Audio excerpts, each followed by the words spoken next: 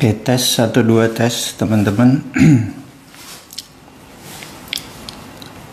Biasa sebelum kita memulai acara,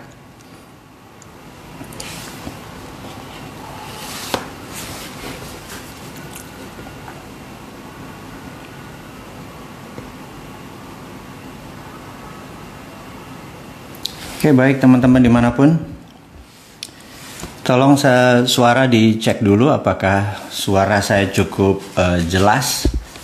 Kemudian pencahayaannya apakah cukup jelas atau kurang terang. Tolong jempolnya dan tolong komennya, dan juga sahabat dimanapun posisinya, tolong kabarkan Anda di mana, di Aceh kah, di Papua kah, di belahan bumi manapun.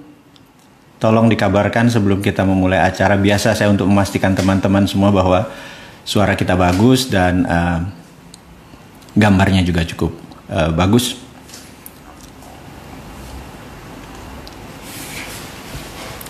Acara kita hari ini seperti biasa, kita memberikan julukan baru di acara kita, namanya Mardiguan. Jadi kita memilih malam Senin atau Minggu malam, di mana besok kita akan bekerja, kita akan berbisnis, kita akan berusaha atau apapun yang akan kita lakukan besok, di mana mudah-mudahan informasi apa yang kita berikan hari ini bisa mendapatkan sesuatu. Juga kepada teman-teman dimanapun, di Indonesia bagian timur tentunya sekarang udah jam 10 malam, dan di Indonesia bagian tengah, di Bali, Sulawesi, Nusa Tenggara, dan lain sebagainya, Anda sudah masuk di wilayah jam 9, dan di Indonesia bagian barat jam 8 harusnya udah pada sholat isya, semua sudah pada makan malam. Dan terima kasih sudah bergabung dengan Bosman Sontoloyo ini, di mana kita akan berdiskusi santai, tapi pasti informasi baru. Dan yang saya harap adalah Anda tidak baperan ya, karena saya kan bawaannya ngamukan mulu, apalagi orang Jawa Timuran itu kalau ada sesuatu yang nggak pas tuh kayaknya pengennya meledak aja gitu ya, terutama kalau berbicara tentang geopolitik yang saat ini di Indonesia yang terjadi.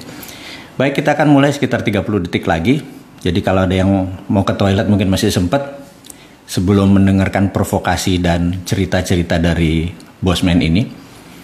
Jadi tolong teman-teman dimanapun Anda berada, tolong dikabari posisi Anda di mana, di Madura kah, di Timika kah, di Sorong kah, di Aceh, di Betawi, di Jakarta, di Serang.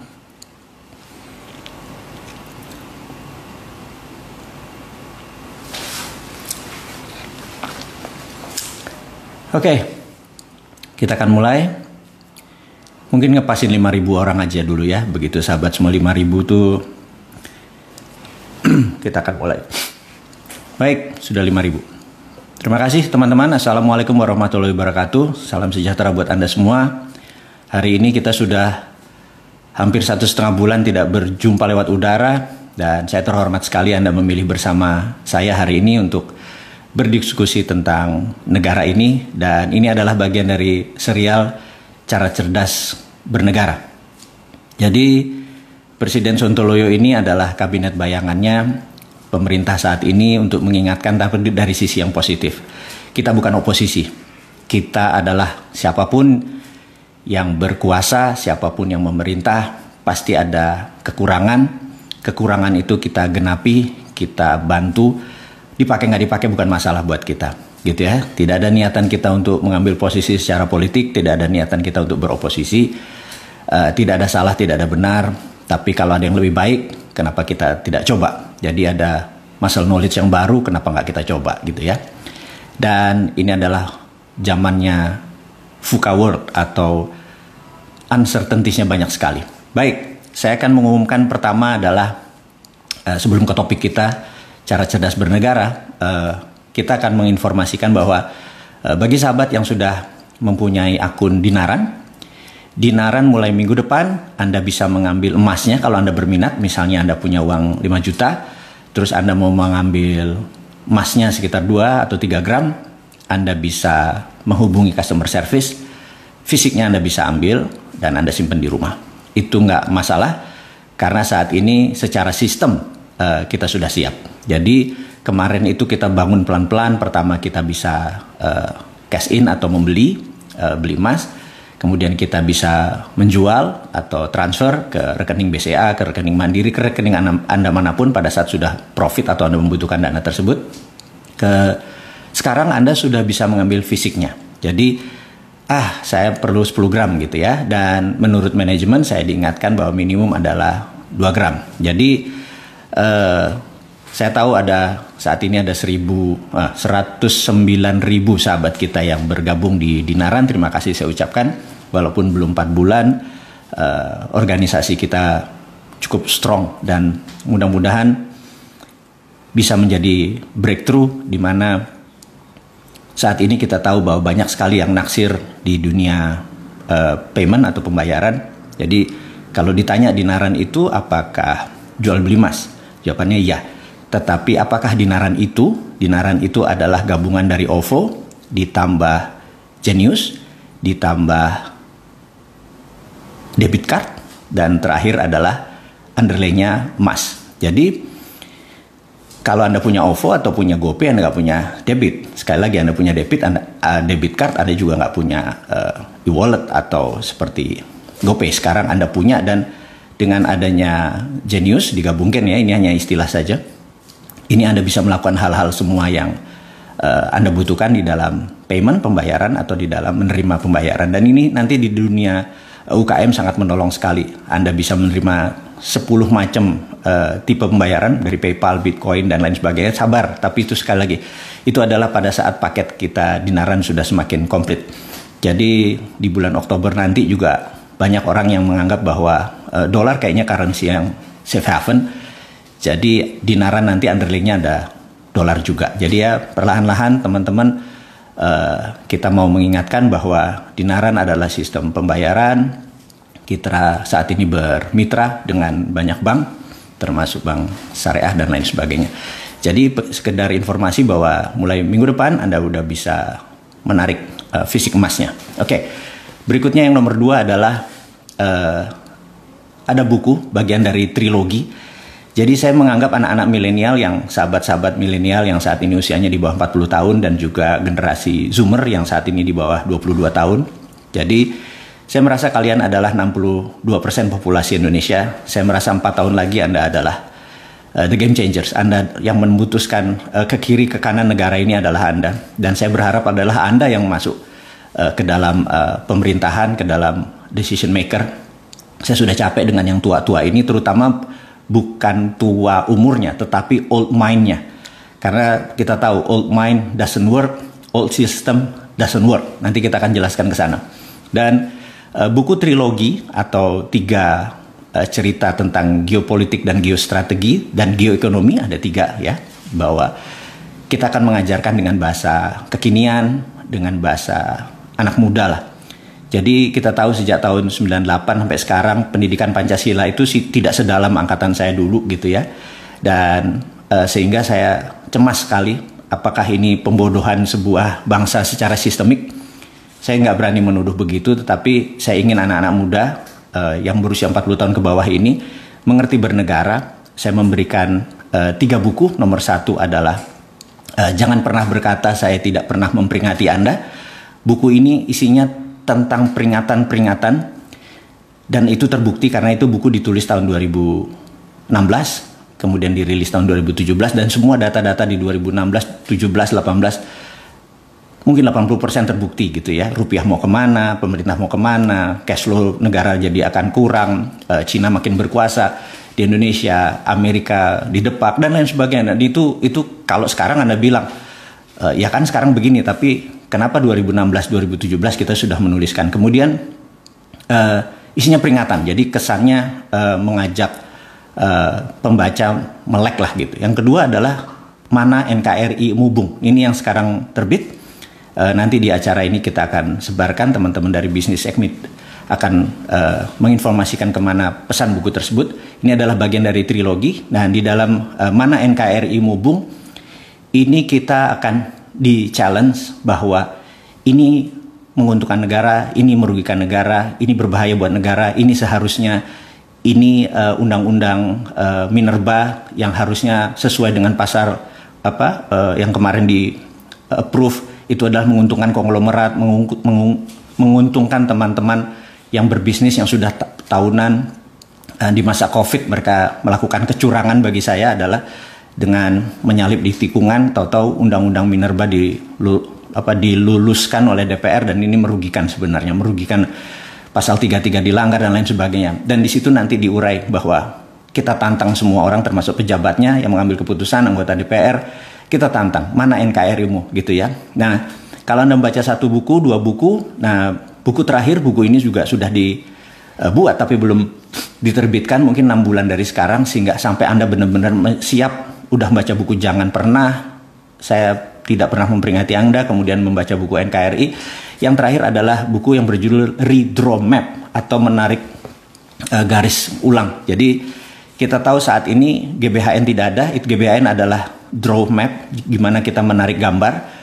Kalau bernegara tidak punya haluan, tidak punya arah, ya seperti sekarang hanya menghabisin anggaran atau mengikuti GBHN dari negara lain.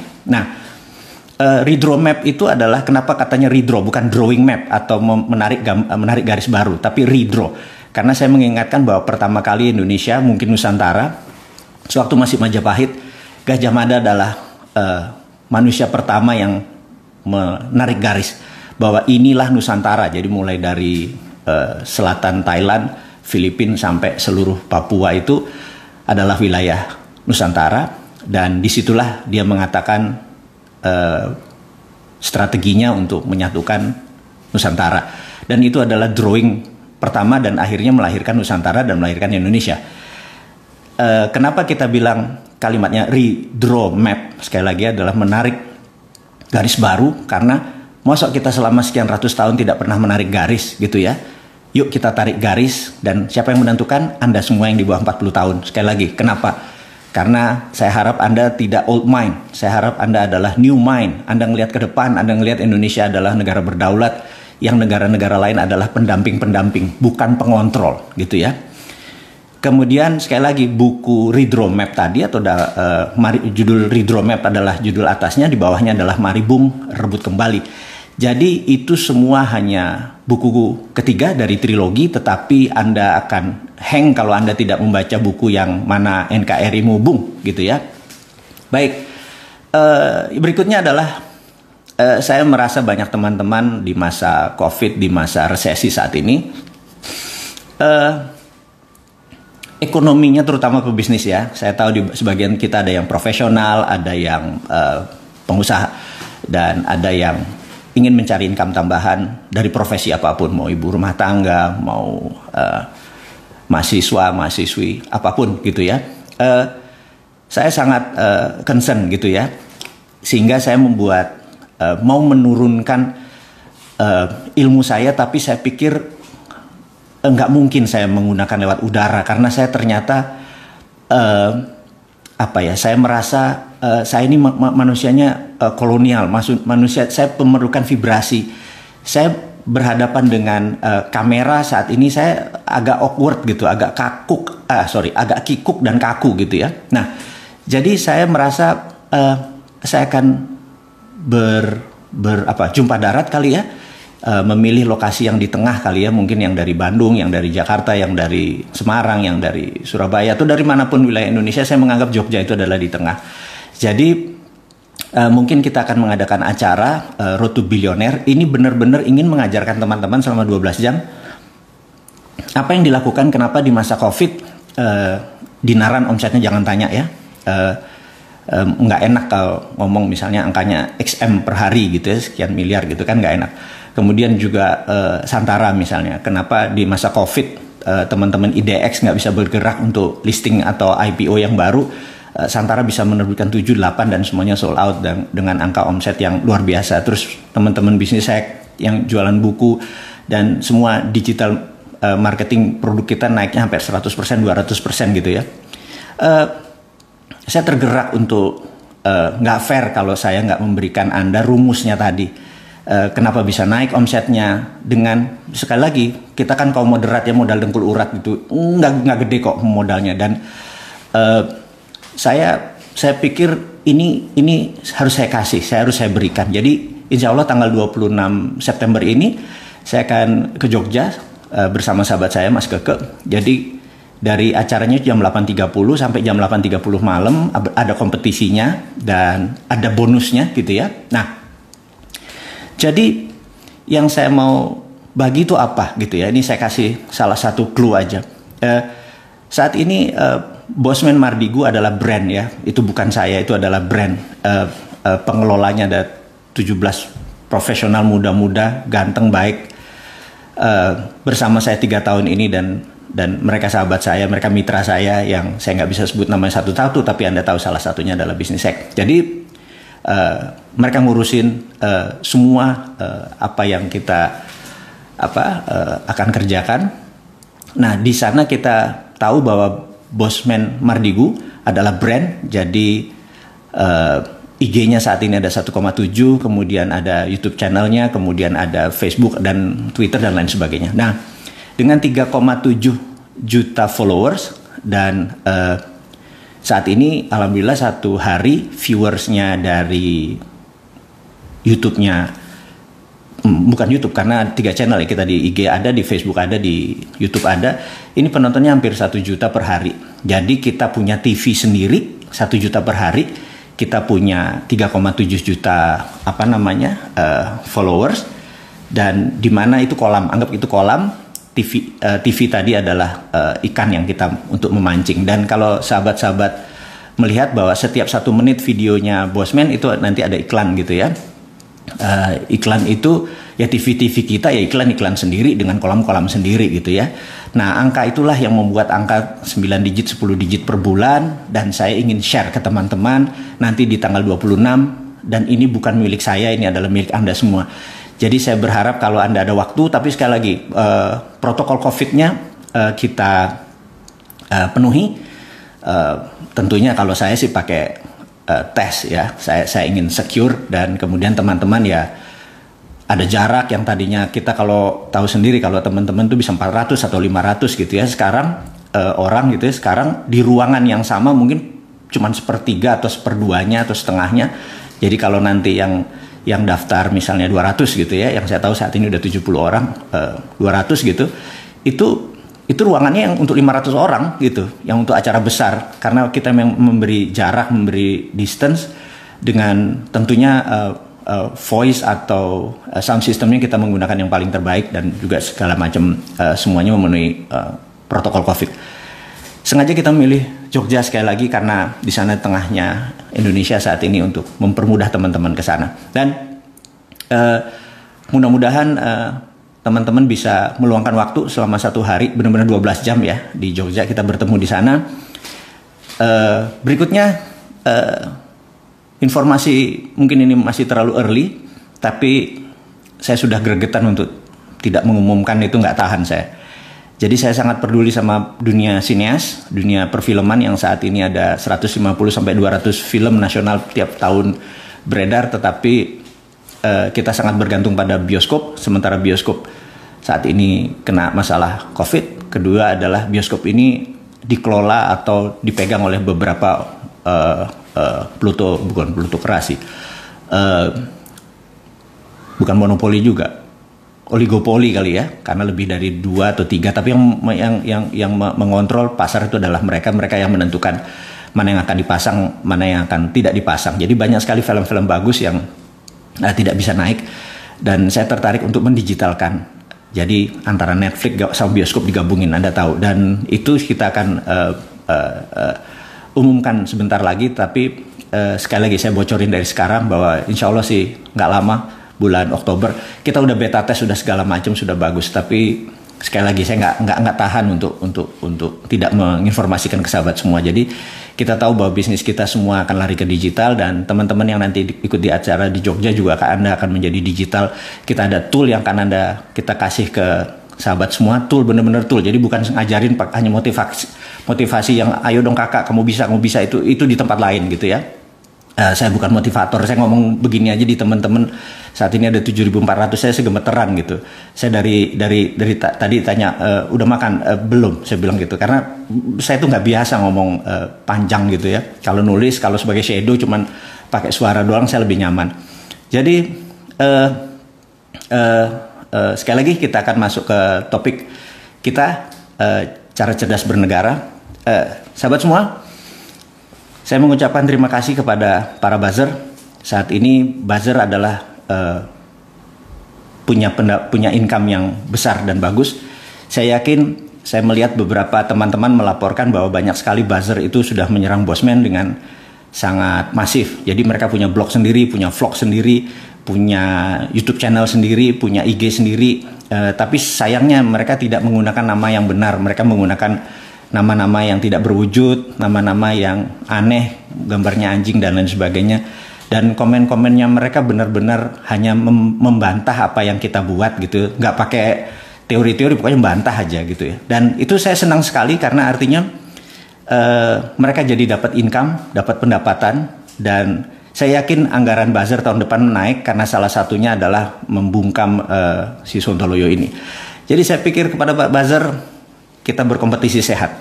Yuk kita duel terus. Saya menantang Anda bahwa jangan sekedar mengkritik atau mengcounter apa yang kita tulis atau apa yang kita kita kirimkan, tetapi gunakan argumen-argumen Anda yang kelihatan keren. Kalau nggak Anda yang kelihatan norak gitu ya. Jadi kelihatan kampungannya, nggak pakai tampang, nggak berani jumpa darat dan lain sebagainya. Jadi kalau kita ada mukanya, ada jumpa darat juga kita siap, kita berargumen secara sehat juga siap gitu ya.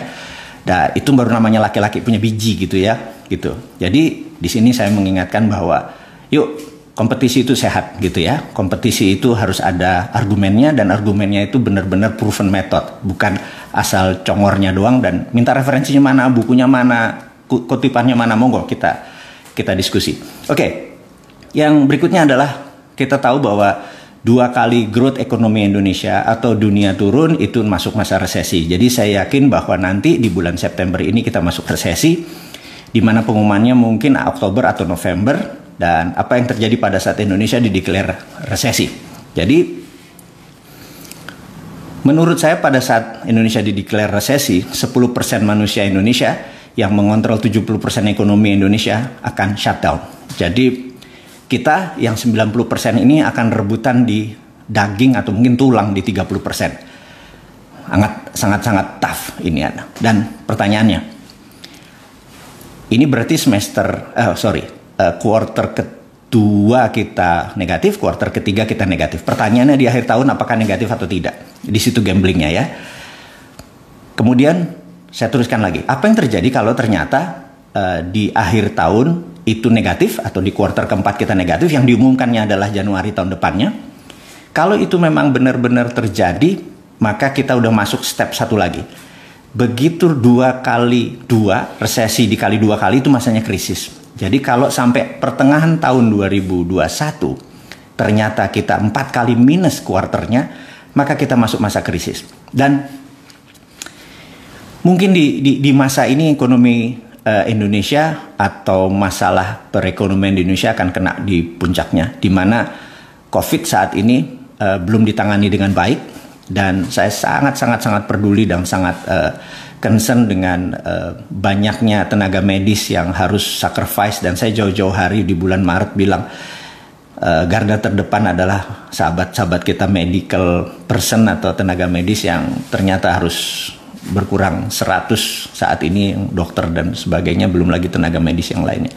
Ini sangat miris dan ini harus kita bantu selesaikannya. Jadi sahabat semua yang kembali lagi ke masa krisis dan resesi tadi, kita terusin lagi ya. Kalau ternyata ini tak setahun ke depan jadi 8 quarter ternyata negatif, kita masuk depresi. Saya nggak yakin kita akan masuk depresi atau Great Depression, saya nggak yakin. Tapi krisis itu masih possible. Nah, apa yang akan kita lakukan kalau krisis itu terjadi? Oke, sabar. Itu saya mengambil poin-poinnya dulu. Sekali lagi kita akan masuk ke topik berikutnya. Jadi tadi krisis dan resesi hanya ambil gambaran ya. Oke, kemudian kita bicara ke internasional dulu. Kita tahu bahwa bulan November ini Amerika akan menjadi ajang pertarungan baru, yaitu pemilihan presidennya mereka. Nomor satu adalah Trump kayaknya harus bekerja keras karena rating dia jeblok jauh sekali, dan mungkin apakah dia akan menggunakan cara kasar, declare war, saya nggak tahu gitu ya. Terus apakah orang kaya Amerika selama 4 tahun dia berkuasa itu happy? Itu saya juga nggak tahu. Tetapi yang saya tahu adalah, ini seandainya nih ya, ini kita kan lompat sedikit supaya ada refreshing daripada dengerin Bosman ngomong tentang politik toto kekencengan terus ada yang marah-marah. Tapi ini pengandaian aja. Jadi Trump itu adalah orang yang pebisnis, juga punya kuasa. Jadi dulu ya, gimana cara dia nolong teman-temannya yang waktu membuat dia menjadi presiden. Jadi caranya gini, dia bisa serang Alphabet, pemilik Google, dimaki-maki Alphabetnya, kemudian sahamnya turun 6-7%. Begitu turun 6-7%, apa yang terjadi? Teman-temannya pada beli semua. Sudah posisinya pada beli, ada yang pakai margin trading. Jadi masuk margin trading itu modalnya 1.000 tapi bisa beli 2 kali atau 3 kali lipat gitu ya. Kemudian gak lama kemudian, setelah dalam posisi beli semua teman-temannya, termasuk dia kali ya, kemudian dia menyatakan bahwa Alphabet, Google dipuji-puji dan lain sebagainya, dikasih apalah gitu ya, yang membuat saham itu naik 10% gitu. Anda bayangkan, kalau dia naruh $1 juta, margin trading, atau dia dapat 3-4 juta dolar. Semua teman-temannya Trump itu happy sekali karena saham digoyang terus, dan itu bukan saham di Amerika saja. Kadang-kadang dia serang saham di Jerman, dia serang saham di Inggris dan lain sebagainya. Jadi teman-teman dia tuh happy banget gitu ya, dan itu sebenarnya insider trading. Iya, namanya juga Trump gitu ya, orang gila satu ini. Dan saya juga mikir, jadi kalau Bosman jadi presiden jangan-jangan gitu ya, kita serang Thailand, sahamnya turun, teman-teman beli saham Thailand, kita naikin lagi, terus kita panen di sana. Kita serang Singapura gitu ya, kayak gitu ya. Ya, ini kita duit-duit kita aja, orang asing, duit-duit asing yang kita mainin. Dan kalau perlu rakyat Indonesia semua ini begitu ngumpulin, kalau perlu negara juga taruh portfolionya, kita ambil dulu uang dari Singapura, saham dari Hong Kong dan lain sebagainya, dari Shanghai, dan kita tarik balik gitu ya, pakai nyerang aja. Wah, kita mau nyerang Cina gitu ya, toto saham di Cina turun gitu ya, kita beli terus nggak jadi serang sama Cina, terus naik lagi kita jual gitu ya. Mungkin satu bangsa kita akan bebelah gitu ya. Saya minta komisi aja kalau gitu. Jadi itu sah, itu sah. Kita menggunakan power kita untuk kemaslahatan masyarakat. Kayak gitu boleh juga kayaknya ditiru idenya Trump gitu ya.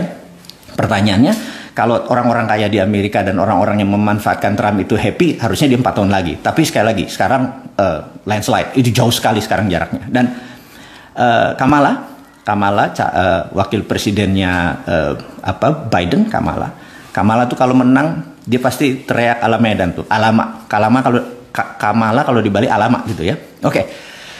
Dia menggunakan strategi kampanye yang menarik.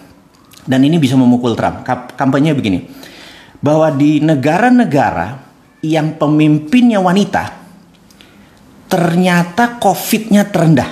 Jadi contoh ya, New Zealand itu pemimpinnya wanita, Perdana Menterinya, kemudian Finlandia, kemudian Jerman, kemudian Taiwan, itu mereka yang pemimpinnya lady, wanita, itu ternyata tingkat COVID-nya rendah karena memang bernegaranya pakai hati gitu ya, bernegaranya pakai hati. Kalau pakai pikiran ya kayak sekarang ini, dianalisa terus gitu. Karena when you too much analyze, you paralyze. Kebanyakan nganalisa itu ya lu lumpuh, kaku gitu ya. Nah, sementara ibu-ibu lady itu dia punya hati, gimana dia bisa menyelesaikan masalah bangsa ini. Jadi saya tertarik, ya juga ya. Dan Kamala promosinya boleh juga, dia bisa pukul bahwa kalau saya punya hati untuk menyelesaikan masalah COVID karena pakai hati gitu. Jadi saya kepikir, oke, kalau kita mau jadi presiden kayaknya perempuannya siapa nih ya gitu ya. Ini ngayal, sekali lagi ngayal kan ini contoh aja gitu ya. Nah, tapi sekali lagi lady yang kayak apa gitu ya. Karena di dalam bahasa Inggris itu ada namanya girl, kemudian woman, kemudian lady gitu ya. Emak-emak kategorinya saya bingung nih. Emak-emak itu lady atau woman, atau mungkin not girl but not woman gitu ya, kira-kira girlnya not yet a woman tapi udah nggak girl lagi gitu lah. Itu emak-emak di mana, tolong dijelasin. Yang jelas bukan emak-emak katanya. Jadi emak-emak harus naik derajatnya jadi lady baru dia bisa memimpin dan menghilangkan COVID gitu ya. Jadi kalau begitu dapat ide gini di Indonesia, kalau gitu pemimpinnya cewek aja nih untuk menyelesaikan masalah COVID sebagai leadernya gitu ya. Kayak sekarang cowok kayak nggak kelar-kelar nih gitu. Ini hanya ide aja. Ini hanya mungkin anggap cuman usulan-usulan ya teman-teman. Jadi kampanyenya Trump saat ini diserang oleh Kamala dan Kamala punya angle yang menarik. Sekali lagi di dunia politik untuk mencari hati Anda harus mempunyai sudut-sudut yang menarik. Saya pikir Kamala very interesting dia ambil sudut angle-nya. Oke. Yang saya mau menceritakan juga minggu lalu saya ketemu, saya ditelepon sama seseorang yang saya nggak kenal, tapi dia di refer oleh teman saya, seorang partner bisnis saya. Dia bilang sebuah perusahaan dari Swiss namanya Metallor mau berbicara dengan Anda. Saya bilang kenapa gitu.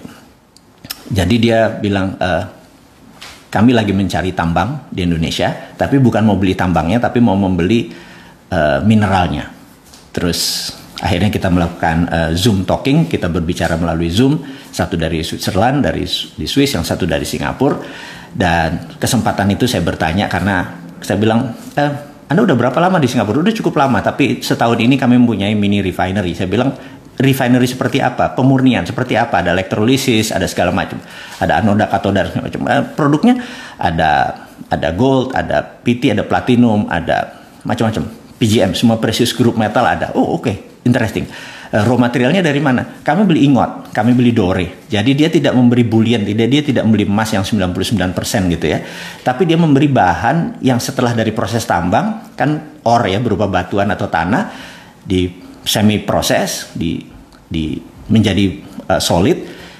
Ingot atau dore itu mungkin kadar emasnya 50% atau mungkin 40%. Dia beli dengan diskon, kemudian diproses menggunakan elektrolisis dan lain sebagainya, di refine, dimurnikan di Singapura. Saya bilang, udah berapa lama, udah berapa banyak Anda beli? Kami bisa menggunakan yang formal, tapi juga ternyata kami banyak membeli dari illegal miner. Jadi tambang-tambang rakyat yang illegal itu dia beliin. Saya pikir nggak salah nih, dan angkanya tonasenya gede sekali. Dan itu tidak menguntungkan kita sebagai devisa negara, itu hilang tuh sebenarnya, karena aset kita yang hilang. Itu yang buat saya gregetan. Yang jual ini bener-bener nggak NKRI ini, bener. Karena dia menjual tanah air beneran gitu ya. Karena mungkin ya pejabat di atasnya juga menjual tanah air, ya yang di bawah juga menjual tanah air ya. Ya itulah, karena modalnya kita itu gitu ya. Sementara Swiss adalah negara yang nggak punya sumber daya alam. Laut aja nggak punya, dia nggak punya angkatan laut gitu. Dia bener-bener landlocked. Jadi nggak punya angkatan laut. Jadi satu-satunya negara yang lebih memilih berdamai atau menjadi negara penengah. Nah, Swiss, saya ingat 200 tahun yang lalu, Swiss ini satu-satunya negara yang mempunyai Swiss Metal Bank. Jadi dia mengumpulkan metal-metal itu di Swiss.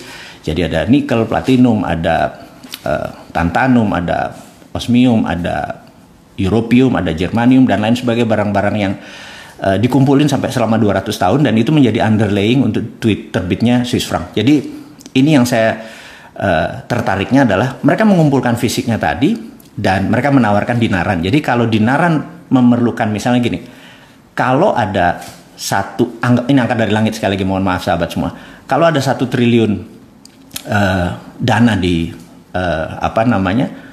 di dinaran, itu kan memerlukan 10 ton lebih. Oh ya, kira-kira 10 ton emas. Dan Antam produksinya berapa? 2-3 ton. UBS paling 2-3 ton. Berupa emas ya. Kalau tambang mah besar. Terus kalau Freeport, Freeport adalah tambang tembaga yang fisiknya dia taruh di Okinawa, fisiknya 100 ton per tahun, itu ya di Okinawa. Kita nggak pernah dapat apa-apa. Itulah selama 30 tahun gebloknya nggak ngerti ngelola tambang yang ini. Malas saya. Ini kalau gini emosi gue udah mulai naik nih ya. Kita lompat sebentar, balik lagi. Kita sampai mana tadi? Oh, sampai Metallor. Jadi dia bilang, ya udah, kamu bayar 20% atau 10% DP-nya. Kemudian nanti kita kasih letter bahwa setiap ini ada jaminannya dari kami gitu ya. Sehingga pada saat Anda perlu fisik, ya Anda tinggal bayar sisanya, kita kasih fisiknya gitu ya. Tapi yang jelas papers kami dukung. Dan rupanya perusahaan kayak kayak Dinaran ini ada 10. Yang satu mungkin kita private sector, tapi yang 9 negara. Jadi Metallor menjadi underlaying-nya Singapura dia beli surat berharganya emas tadi, dia terbitin Singapura dolar gitu ya. Nah, karena orang juga nggak nanya fisiknya, dia keluarin letternya, dan dia bisa dengan dengan tonase yang sama dia bisa terbitin ke Filipina, ke Malaysia dan lain sebagainya. Itu yang saya gregetannya adalah dia pinter sekali gitu ya. Ini negara nggak punya sumber daya alam tapi bisa melakukannya di negara sekitarnya. Dia kelola metalnya, jadi bukan tambangnya tapi metalnya, karena metal bisa jadi papers gitu ya, tapi tambangnya tidak. Nah, inilah yang saya pikir di tahun 1955 Pak Karno adalah presiden yang luar biasa. Dia sangat visioner gitu ya. Nah, di mana tahun 55 adalah Indonesia baru 10 tahun merdeka. Bayangin, 10 tahun merdeka, Toto bisa mengajak pemimpin dunia ke kota kecil yang namanya Bandung, bukan Jakarta loh. Bayangin, Anda mundur, setback ke tahun 55 di konferensi Asia Afrika. Bisa bayangin ya, yang datang itu ada tokoh-tokoh seperti siapa, kakeknya Kim Jong Un itu Kim Il Sung ya. Kemudian ada Mao Zedong datang, kemudian ada Gamal Abdul Nasser, kemudian ada Zulfikar Ali Bhutto. Itu legend semua. Itu adalah Nehru datang, pemimpin India. Kenapa mereka bisa datang ke Indonesia? Karena waktu itu Pak Karno tahu SDA kita, sumber daya alam kita itu kalau dimineralkan, ini menjadi underlying daripada currency rupiah yang akan lebih stronger dari dolar gitu ya. Sementara dolar sendiri mau jadi raja dunia karena dia waktu itu declare bahwa mata uang multinational currency adalah dolar. Baru 10 tahun di challenge sama Indonesia. Oke, itu saya nggak detail kan, karena CIA tugasnya adalah akhirnya 10 tahun kemudian CIA termasuk yang mendesain sampai tahun 65 Pak Karno di kudeta atau dilengsarkan. Nah, kenapa saya menggunakan kata CIA? Saya cukup waktu di markas tersebut di Langley di Virginia. Jadi kalau teman-teman suka nonton film Hollywood, kalau kameranya dari atas terus ada Central Intelligence Agency gitu ya, ada kayak anggap stiker lah, terus orang jalan gitu ya, itu kamera dari atas. Tapi kalau kita masuk, dia ada yang puteran itu, pintu puter itu begitu masuk, yang kita lihat bukan yang ada di bawah itu, tapi yang ada di tembok di atas itu. Nah, tembok di atas itu ada sebuah kredo. Kredo inilah yang Anda tahu bahwa itu adalah tugasnya CIA. Jadi kalau kita melihat ke bawah ya tulisan Central Intelligence Agency, tapi kalau kita melihat ke atas ada sebuah kredo. Anda tahu kredo itu bacaannya apa? Bacaannya adalah protect dolar. Jadi tugas CIA 1 di seluruh dunia ini adalah protect dolar. Itu tulisannya, protect dolar. Jadi teman-teman semua, bahwa nggak gampang Anda ingin mengalahkan negara yang dikuasa yang punya 800 pangkalan militer, dari yang mulai fisik yang besar seperti di Subic di Filipina sampai yang sekedar safe house yang ada di Indonesia juga ada kali beberapa, kemudian di seluruh negara dunia ada safe house di mana mereka pasukan yang kecil tapi elit, mereka bisa melihat ini mau kemana arahnya sebuah negara. Mereka punya pasukan seperti itu, dan di sini tidak memungkinkan Indonesia menggunakan sistem yang nakal gitu ya. Tapi sekali lagi saya suka mengingatkan pemerintah, ini mumpung Cina sama Amerika lagi perang, yuk kita terbitin rupiah pakai underlayingnya sumber daya alam gitu ya. Sekali lagi, old mind doesn't work. Jadi pemimpin-pemimpin yang pakai old mind tuh, ini bosman ngomong apa nih, Sontoloyo nih orang nih ngomong apa, ganggu aja lo, kita lagi redenominasi atau lo ngomong tentang rupiah kayak geledek di siang hari terus ya, kita kekeh gitu ya, mengingatkan. Karena saya pikir kalau nggak kapan kita berdaulatnya, maksudnya kita minjem proyek dari Cina kita dibayarin, atau minjem IMF dolar lagi gitu ya, ngutang terus gitu ya. Itu kalau bansos sekarang diubah jadi banpres, bantuan presiden, 31 triliun. Sementara kalau hutang negara, kalau bantuan presiden, harusnya dibalik bos. Bantuan negara, hutang presiden gitu. Itu baru jantan gitu ya. Nanti kalau kita jadi pemimpin, kita ingatkan siapapun itu, kalau kita mengutang ya kita bilang ya hutang presiden. Jadi akhir jabatan ya hutang tersebut harus lunas gitu kan. Janganlah dibawa ke pemerintah berikutnya. Jadi ya jantan lah, ngutang sekian ya lunasi di akhir jabatan gitu ya. Oke. Dan kalau bantuan ya bantuan negara atau bantuan pemerintah, jangan bantuan individu, bantuan menteri gitu atau bantuan, janganlah, jabatan jangan dibawa-bawa lah. Oke. Kita akan masuk ke setelah memaki-maki, memarah-marah, menggeser-geser otak teman-teman, kita harus kasih solusi. Nah, ini yang seru nih. Kita harus tetap kasih solusi. Kita kan bernegara ala bosman, bernegara ala milenial yang nanti ya, harus ada solusi. Solusinya gimana? Begini.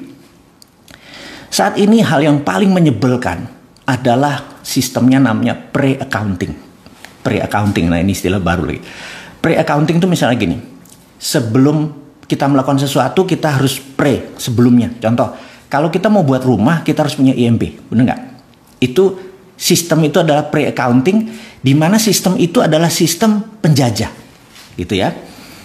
Kalau kita mau buat kosmetik, kita mau buat apa lagi? Jamu, itu harus BP POM, harus ada izinnya. Mau buat pupuk, itu harus pokoknya segala macam tuh ada izinnya dulu. Apa yang terjadi kalau 2 tahun izinnya nggak keluar? Sering sekali. Dan apa yang terjadi? Kita kalah uluran terus. Nah, saya ke depan, saya pengen mengusulkan ke negara, kalau Anda benar-benar mencintai bangsa ini, negara ini, dan benar-benar NKRI garis lurus, saya tantang, mana NKRI mumpung, wahai pejabat, gitu ya. Gimana kalau kita ke depan, kita lakukan namanya post accounting.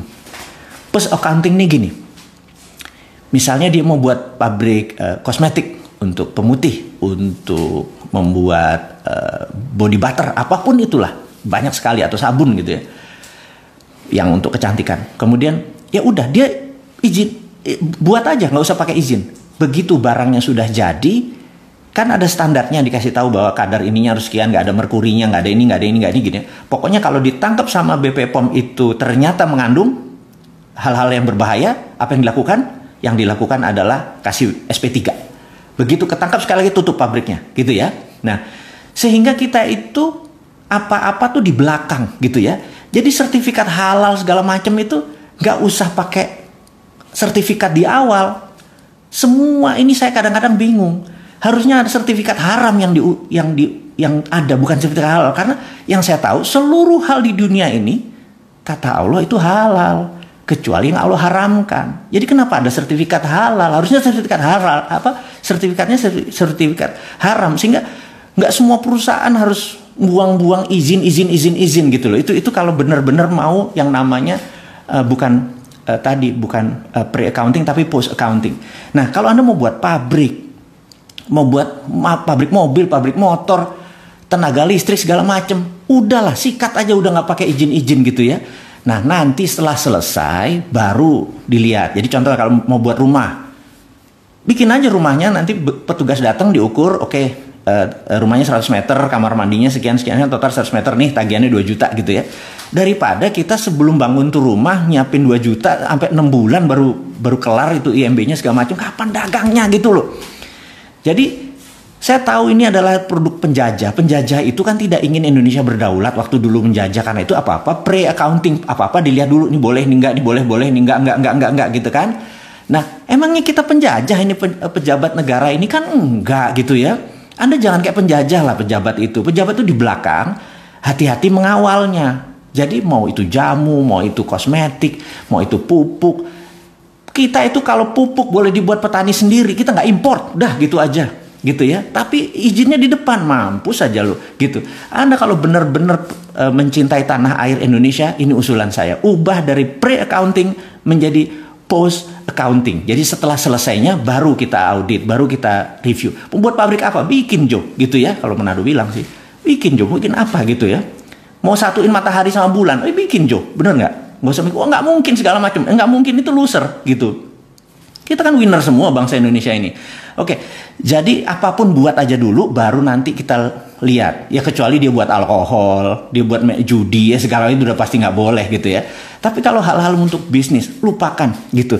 Bahkan niru pun, ya niru, imitating, mau dari misalnya produknya Prada kayak mau Dior ditiru, di Tanggul Angin kayak di mana di Tajur, di Bogor sana mau niru, lepas. Nggak usah bilang nggak boleh gitu, karena begitu kita meniru, lama-lama kita bisa. Jadi Allah bisa karena biasa, benar nggak? Setelah bisa nanti kita menjadi innovation, menjadi menciptakan gitu. Kalau kita meniru aja nggak boleh dengan alasan haki segala macam, itu kuno, itu old mind gitu. Kita kalau sama internasional, kita pilih bangsanya dulu baru internasional, nation interestnya kita dulu baru internasional. Jadi mudah-mudahan teman-teman, usulan kita untuk pre-accounting dan post-accounting ini, coba Anda yang teman-teman mahasiswa di sini, ada pasti ada yang profesor, ada yang doktor, ahli ekonomi, tata negara, sahabat semua. Usulan saya tentang post-accounting ini harap diviralkan. Saat ini udah hampir 10.000 teman-teman yang menyaksikan acara minggu malam ini. Mudah-mudahan terinspirasi bahwa pre-accounting adalah cara penjajah. Penjajah waktu bilang, saya mau buat rumah, mau buat apa? Sini, ukurannya gini. Oh, nggak boleh, kecilin gitu ya. Itu penjajah gitu ya. Tapi kalau membuat, bikin aja. Pokoknya nanti udah berapa meter, bener-bener rumah tetangga nggak diambil tanahnya tentunya. Kita hitung, oke, ini bayar 2 juta, ini bayar 3 juta. Di belakang. Itu kita menjadi, menjadi negara yang cepat berkembang. Dan resesi yang tadi dibilang ini, lewat, percaya saya. Saya kalau ketemu teman-teman di pedesaan segala macam, mereka bisa buat pupuk, mereka buat pakan ternak, mereka bisa buat pakan ikan, semuanya luar biasa. Tapi begitu mereka mau komersial, mereka bilang ini harus ada BPOM POM lah, izin inilah, sertifikat itu yang saya bilang sak.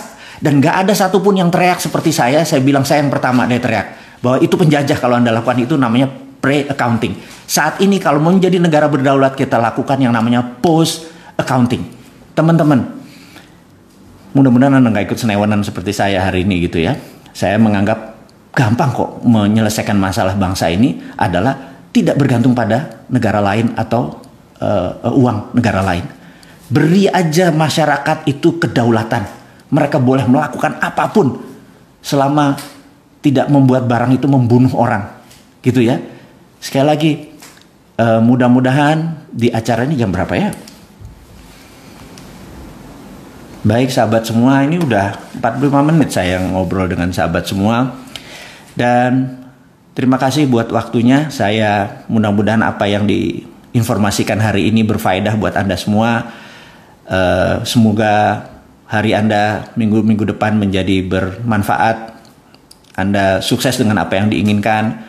Ada cita-cita ingin menjadi tentara di angkatan laut, di angkatan udara, ingin menjadi pegawai negeri, apapun yang Anda cita-citakan, ingin berbisnis, ingin mencari modal, ingin mencari marketplace, apapun. Saya doakan Anda semua sukses.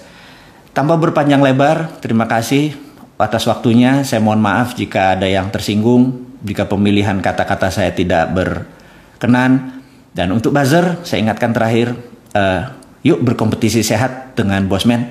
Dari saya, terima kasih. Assalamualaikum warahmatullahi wabarakatuh.